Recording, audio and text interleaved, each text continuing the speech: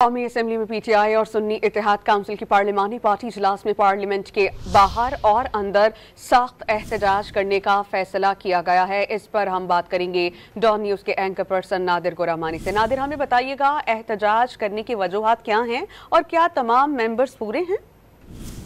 देखें, आज जो सुन्नी इत्तेहाद काउंसिल और तहरीक इंसाफ का मुश्तरका इजलास हुआ है पार्लियामेंट के अंदर अपोजिशन लीडर उमर अयूब की सरबराही में, उसमें उन उम्मीदवारों ने, उन अरकान ने भी शिरकत की जिन्होंने आम इंतखाबात में हिस्सा लिया था और वो जीत नहीं सके थे। तो अरकान कौमी असम्बली समेत जो दीगर अरकान हैं उन्होंने भी शिरकत की और आज के इजलास में यह फैसला किया गया है कि पीटीआई और सुन्नी इत्तेहाद जो है वो मिलकर पार्लियामान के अंदर और बाहर एहतजाज करेगी। बजट के हवाले से जो उनके तहफ़्फ़ुज़ात हैं उनका भी वो खुलकर इजहार करेंगे और इसी के साथ साथ जो फॉर्म 47 का मामला है उस हवाले से भी आज के इजलास में ये मामला ज़ेर गौर है। तो मजमूई तौर पर अगर देखें तो सुन्नी इत्तेहाद काउंसिल और पीटीआई का ये पहला मुश्तरका इजलास है जो पार्लियामेंट के अंदर हुआ है और जिसमें यह फैसला किया गया है कि मुश्तरका तौर पर पार्लियामान के अंदर और बाहर एहतजाज किया जाएगा। बहुत शुक्रिया नादिर गुरामानी।